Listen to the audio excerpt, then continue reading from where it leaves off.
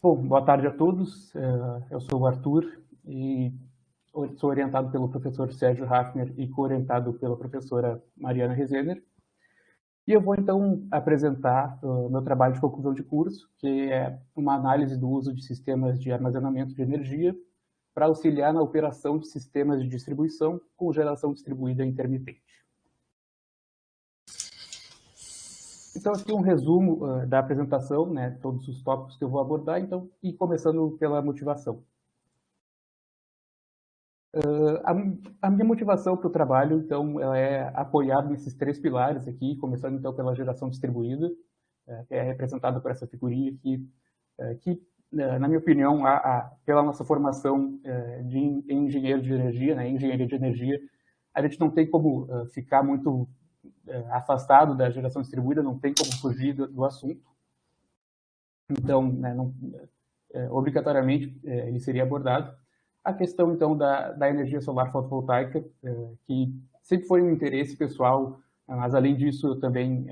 eu trabalho há mais de um ano já numa empresa de solar fotovoltaica, então tenho também essa proximidade já com o assunto. E, em terceiro aqui, o interesse por dispositivos de armazenamento, que surgiu a partir de algumas palestras que eu assisti, alguns webinars que eu assisti da Gwinner ali sobre um estudo estratégico de mercado de armazenamento e que percebi que, além de interessante, é uma tendência, aliás, para um futuro a curto prazo, talvez, né? Então, basicamente, seria essa a motivação, né? Os três pilares. Fazendo uma breve contextualização aqui, então, da geração distribuída, que teve seu primeiro registro na ANEEL em 2004, né, no decreto 5.163, de 30 de julho de 2004. Partindo, então, para 2002, com a resolução normativa 482, que estabeleceu as condições gerais ali para acesso de micro e mini geração. Em 2015, com a resolução normativa 687, com algumas melhorias propostas e aprovadas, aliás. Recentemente, então, em 2019, com a PL 5829, né, que propõe a criação de um marco legal para a GD e algumas mudanças no sistema de compensação, entre outras questões. E, recentemente, falando mais atualmente, né, a PL 5829 foi aprovada na Câmara dos Deputados e segue agora para apreciação no Senado Federal. Contextualizando um pouquinho a energia solar fotovoltaica, eu trouxe aqui dois gráficos que mostram a mesma informação, mas de períodos diferentes. Na verdade, o primeiro, até aqui da esquerda, é o mesmo gráfico que eu trouxe na apresentação da disciplina de pré-TCC, que data, né, da AB Solar, data de 5 de abril de 2021, e que mostra ali que a potência instalada até março de 2021 no Brasil chegava a 4,8 gigawatts ali. E no gráfico da direita aqui, que foi divulgado pela AB Solar em 1º de novembro, né, questão de 15 dias atrás, que apesar de toda a questão da pandemia, toda a incerteza do mercado, já teve um crescimento aí de mais de 2 gigawatts, né, só nesses 7 meses. Então, achei interessante trazer essas duas comparações aqui, só para mostrar a questão da contextualização da energia solar fotovoltaica. Contextualizando um pouco a questão dos dispositivos de armazenamento de energia, que existem vários, existem valente de inércia, existe ar comprimido, mas para o escopo deste trabalho, né, para fins do objetivo que é estudar a questão de variação de tensões ali, o dispositivo de interesse é realmente as baterias ou bancos de bateria, de acordo com os quais a gente tem que prestar atenção ali em alguns aspectos importantes, como os tipos, né, que podem ter vários tipos ali, íons de sódio, lítio, chumbo ácido, níquel, cádmio e baterias de fluxo, e alguns parâmetros importantes também, como degradação, estado de carga e a profundidade de carga. Falando um pouquinho, então, da fundamentação teórica, né, usando, então, o sistema de distribuição, que é o foco do estudo, e abordando a parte de qualidade de energia, ou na qualidade de distribuição, que se traduz ali na qualidade do produto, sendo o produto a própria energia elétrica, né, e o quão bem ela pode ser utilizada pelos consumidores, e as regras, basicamente, que regem essa qualidade, que ditam a qualidade, estão dispostas no PRODIST, né, mais especificamente no módulo 8, através de alguns indicadores. Indicadores esses, então, que são usados, né, nas avaliações desse estudo, sendo o primeiro deles, então, o nível de tensão em regime permanente, cuja tensão, então, pode ser dividida ali entre faixas, né, faixa adequada de tensão, faixa precária e faixa crítica, e ela é definida, né, essas faixas são delimitadas por esses fatores aqui, por esses limites mesmo, dependendo da faixa de tensão, do ponto de conexão da rede. Então, se for entre 69 e 1 kV, são esses valores, se for menor que 1 kV, são esses aqui. O desequilíbrio de tensão, né, que nada mais é do que um fenômeno ali que registra qualquer diferença entre a amplitude das tensões entre as fases da tensão, que pode ser calculado aqui através dessa equação ou também dessa, né, que utiliza ou as tensões de sequência ou as tensões de linha. Daí a gente tem que usar, tem que calcular esse beta aqui, utilizar essa outra equação. E ela é o indicador que relaciona, né, que rege o desequilíbrio de tensão, é esse FD95, que varia, né, cujo limite é de 3% para tensões nominais inferiores a 1 kV, e 2% para tensões entre 1 e 230 kV. E esse indicador de FD95%, eu até trouxe esse gráfico aqui que só mostra basicamente, né, que o FD95% nada mais é do que ter uma tolerância aqui, né, eliminar os 5 valores mais altos que a gente considera que podem ser tolerados, né, podem ser acima de certo valor, acima do limite estabelecido, e analisa então os valores a partir deste valor, os 95% restantes, né, dos valores. E outro indicador a ser analisado é a compensação, né, que nada mais é do que um valor monetário, né, a ser compensado aos consumidores que tiverem suas tensões com transgressões dos níveis precários e críticos. Então, aqui os parâmetros desse indicador são justamente o DRP e o DRC, né, que são índices de duração relativa para as tensões, para transgressões das tensões precárias e críticas. O DRP e DRC limite,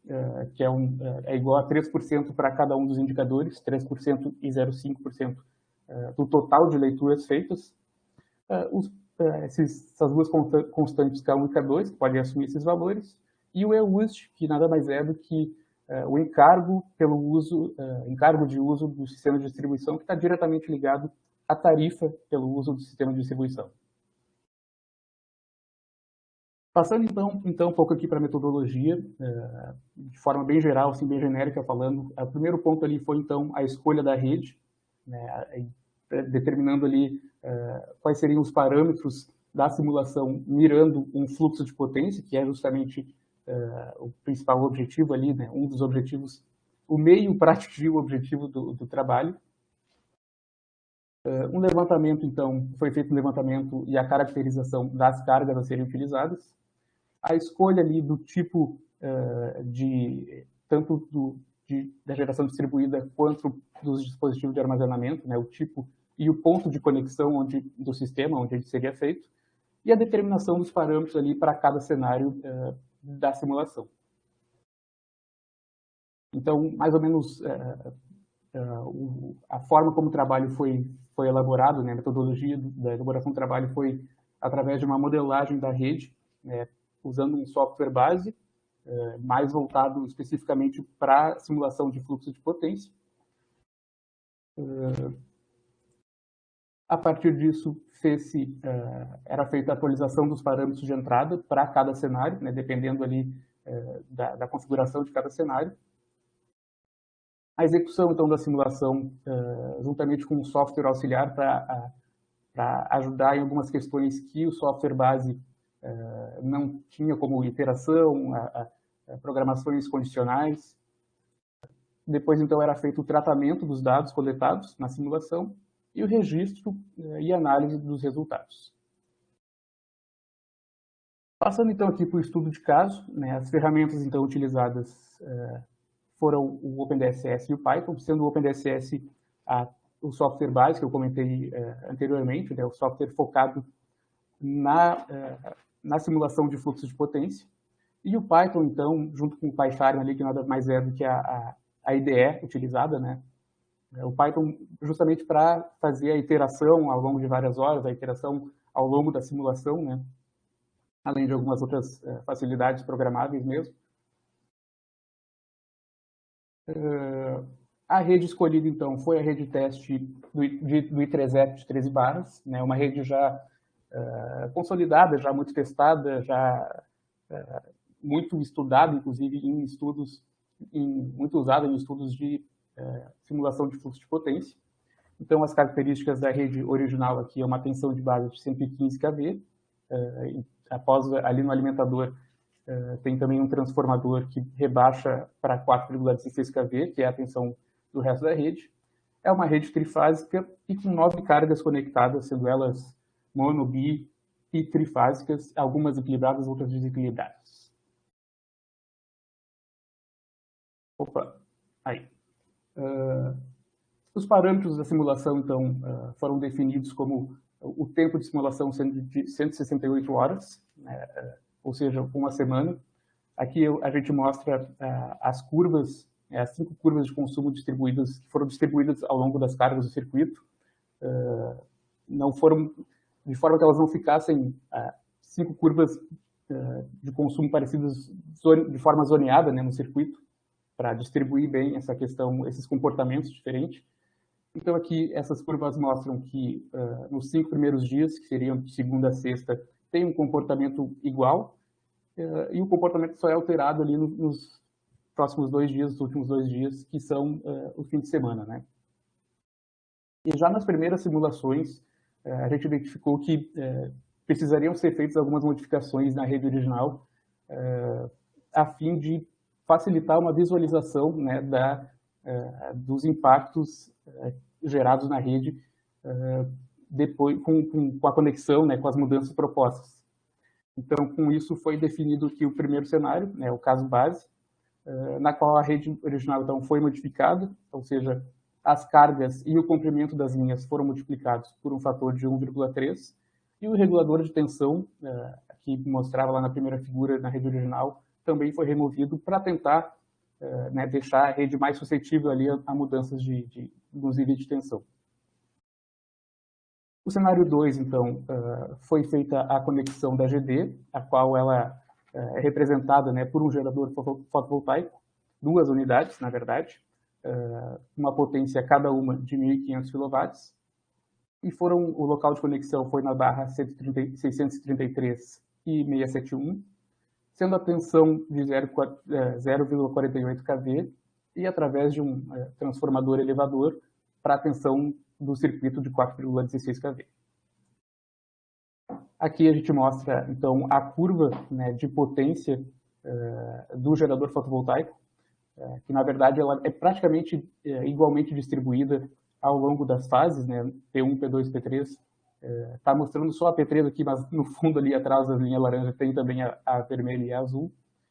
E a gente pode observar que o comportamento, né, ele é diferente ao longo dos dias, em função de que a geração fotovoltaica depende da irradiância, né? Foram coletados dados de irradiância aqui para Porto Alegre, e esses dados, que variam ao longo do tempo, foram usados para, né, modelar a geração fotovoltaica. Aqui no cenário 3, então, foi feita a conexão dos dispositivos de armazenamento, né, representados, então, por bancos de bateria. Foram 2 bancos de bateria também conectados nos mesmos locais que as unidades fotovoltaicas, né, na barra 633 e 671, com uma potência de 2.600 kW e uma tensão de 2,4 e através de um transformador elevador também para a potência, para a tensão, perdão, do circuito, né, de 4,16. Passando aqui rapidamente pelos resultados dos cenários individualmente, né, já que falando individualmente cada cenário é difícil comparar, né, os resultados de um cenário para outro. Então, o desequilíbrio de tensão para o cenário 1 mostrou aqui que todas as cargas trifásicas, né, tiveram seu limite de FD95 ultrapassado, né, por pouco, mas até a 675 aqui ficou um pouquinho mais distante, né, do limite. Então, deu para ver que a alteração é a ultrapassagem do limite, né, é bem sutil. Mostrando aqui também, em relação ao cenário 1, a violação dos níveis de tensão. E dá para ver que, pelo menos para esse cenário, né, para o cenário base, a grande maioria das tensões não foram violadas, né, as faixas de tensão, sendo que 80% aqui praticamente ficou dentro da tensão da faixa adequada e 10% praticamente para cada uma da precária e da crítica. Mostrando aqui rapidamente, né, não vou passar valor por valor aqui dos indicadores de DRP e DRC, e a compensação, que teve o valor de 36.555. E mostrando também a curva de demanda para esse cenário base, na qual a gente pode ver que realmente, como não tem nenhum dispositivo conectado ainda à rede, a curva de demanda se mantém igual, né, para os 5 primeiros dias, de segunda a sexta, e com uma pequena variação ali para o fim de semana, né. Passando então aqui para os resultados do caso do cenário 2, isso o que reforça, né, os resultados de desequilíbrio de tensão reforçam então essa questão da rede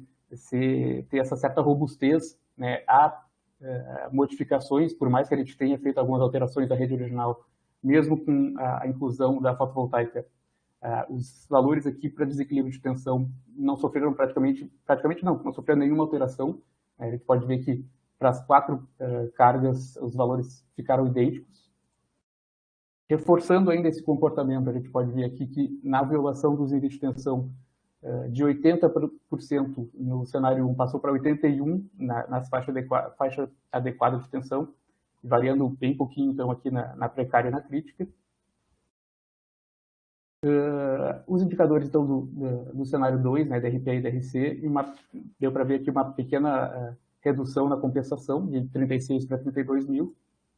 E a curva de demanda, daí sim, aqui com a conexão da fotovoltaica, a gente pode ver bem claramente, né, aqui o período onde ela atua mais fortemente, que é ali a partir do final da manhã até o meio da tarde, onde a irradiância é mais forte, mais intensa. Então, a gente pode ver aqui que a injeção de energia por conta da geração fotovoltaica está, inclusive, causando um fluxo reverso, né, um fluxo de potência reverso a todos os dias na curva de demanda. E, por fim, aqui, os resultados de desequilíbrio de tensão para o cenário 3, que aqui já, né, com a conexão dos dispositivos de armazenamento, a gente pode ver uma pequena variação, mas ainda se mantém bem menor, né, bem, assim, pouco representativa. A violação dos níveis de tensão da mesma forma, né, passando de 80 no primeiro caso, 80 no primeiro cenário, 81 no segundo e 82 agora. A gente pode ver só que a crítica já deu uma reduzida um pouquinho mais interessante. Os indicadores também, e aqui a gente pode notar que a compensação teve uma redução bem importante, eu vou comentar mais para frente sobre isso, de forma mais detalhada.